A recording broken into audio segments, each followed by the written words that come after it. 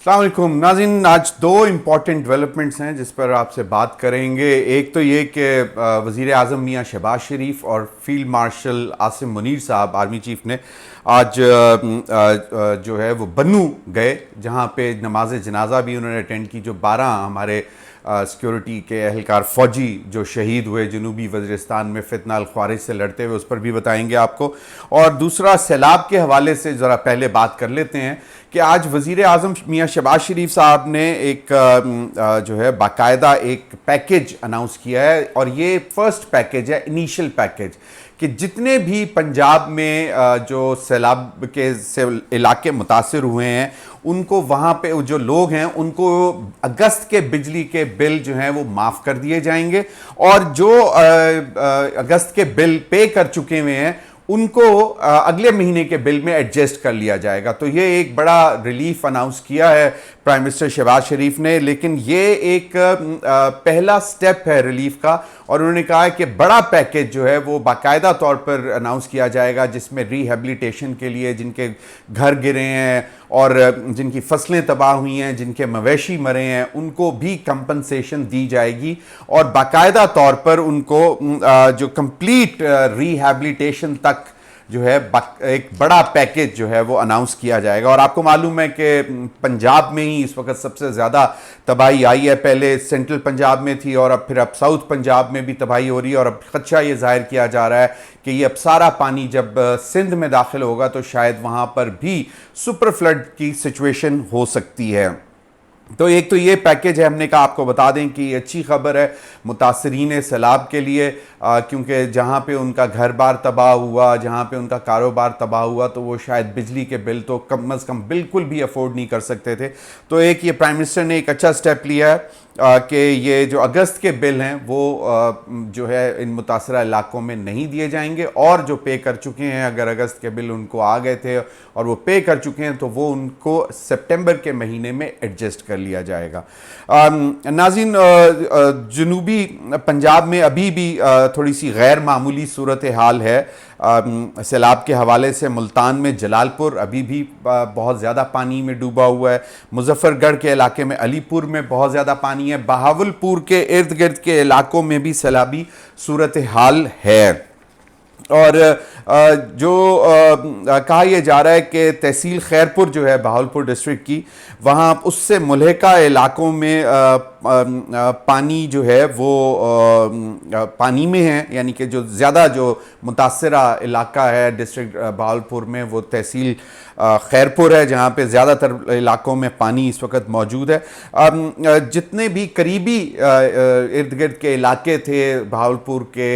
वहाँ से लोगों को निकाल लिया गया था, लेकिन इतलात अभी ये भी आ रही हैं कि जो दूर दराज में थे, जो 6-6, 7-7 किलोमीटर या 10 किलोमीटर दूर थे, वहाँ पर अभी भी लोग फंसे हुए हैं, जिनको रेस्क्यू और रिलीफ ऑपरेशन जारी है। और जो जिस तरह पहले जो एक बहुत तकलीफदेह इतलात आ रही थी कि जिनके पास कश्तियाँ मौजूद हैं वो गरीबों से, जो मुतासिरीन सैलाब हैं, उनसे बहुत ज़्यादा पैसे चार्ज कर रहे हैं उनको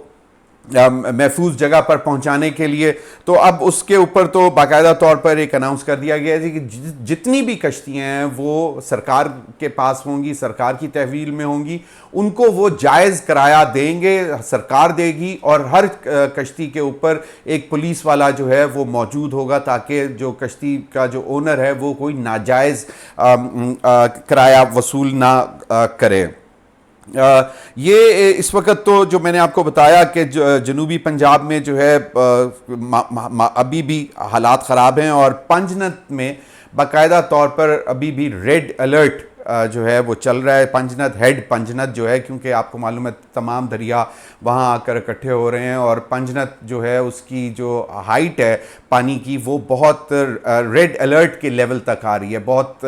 खौफनाक हद तक पानी बढ़ चुका हुआ है, जिससे हेड पंजनत को भी नुकसान हो सकता है, खुदा ना खास्ता। तो वहाँ पर अभी भी रेड अलर्ट है।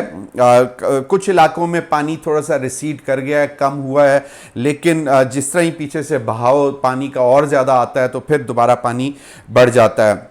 नाज़रीन, ये आपको मैंने जिस तरह बताया कि मुल्तान में जलालपुर का इलाका बहुत ज़्यादा मुतासर हुआ और मुजफ्फरगढ़ में अलीपुर का। इसकी बड़ी वजह यह है कि इन दोनों इलाकों के लेफ़्ट और राइट पे दो दरियाएँ हैं जो कि इस दफ़ा जिनमें बहुत ज़्यादा पानी आया है, सतलुज और चेनाब। तो ये दोनों जो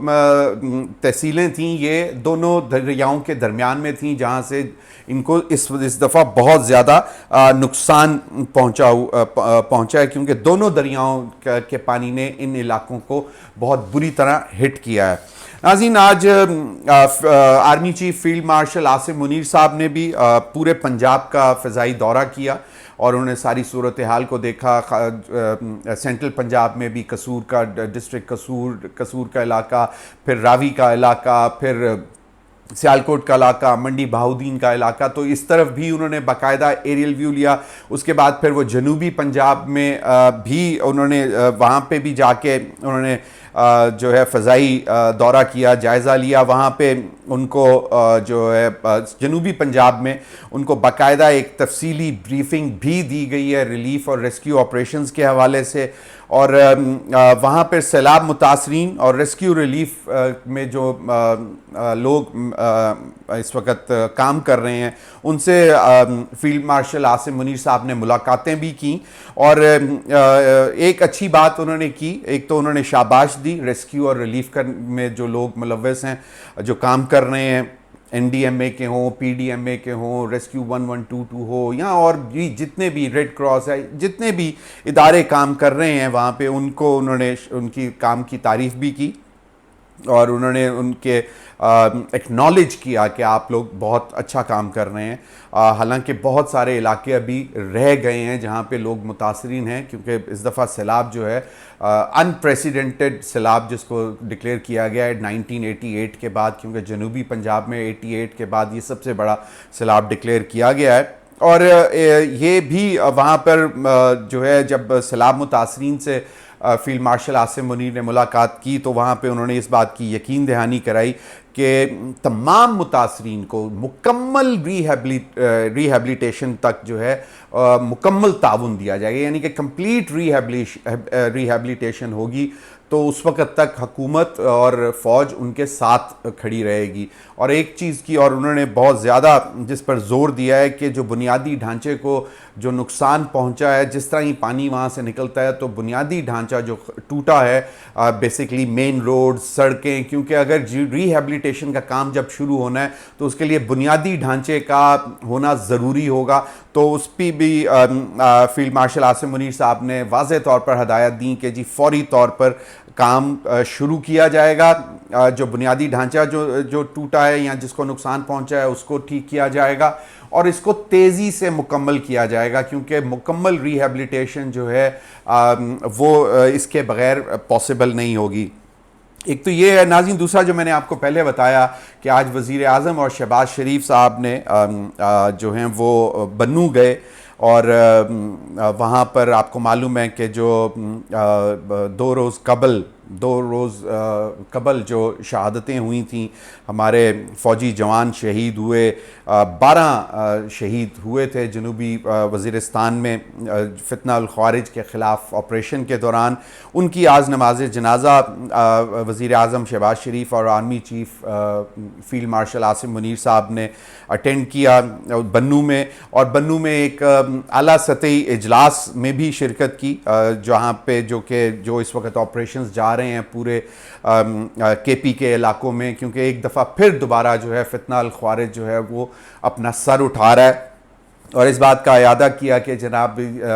आखिरी फितना अल ख़वारिज के ख़ात्मे तक जो है ये ऑपरेशन जारी रहेगा और दहशत गर्दी को के मुकम्मल ख़ात्मे तक ऑपरेशन जारी रहेगा और किसी से भी फितना अल ख़वारिज के सामने घुटने नहीं टेके जाएंगे। और ये और फिर जो कि बाजौड़ और जनूबी वज़ीरिस्तान में जो सिक्योरिटी फोर्सेस ने एक उनकी जानिब से फितना अल ख़वारिज के ख़िलाफ़ जो एक कामयाब ऑपरेशन हुआ, जिसमें 35 फितना अल ख़वारिज जो उनको जहन्नुम रसीद किया गया, उसकी तारीफ़ की वज़ीर आज़म शहबाज शरीफ साहब ने और army chief field marshal Asim Munir साहब ने, और उनको बाकायदा तौर पर खराज तहसीन पेश किया उन सिक्योरिटी फोर्सेस के जवानों को, फ़ौजियों को, जिन्होंने इस कामयाब ऑपरेशन में हिस्सा लिया। और ये एक अब एक दोबारा बड़ा एक सिग्निफिकेंट है, क्योंकि आपको मालूम है कि पाकिस्तान जो है पिछले तकरीबन अब 25 साल होने को हैं कि फ्रंट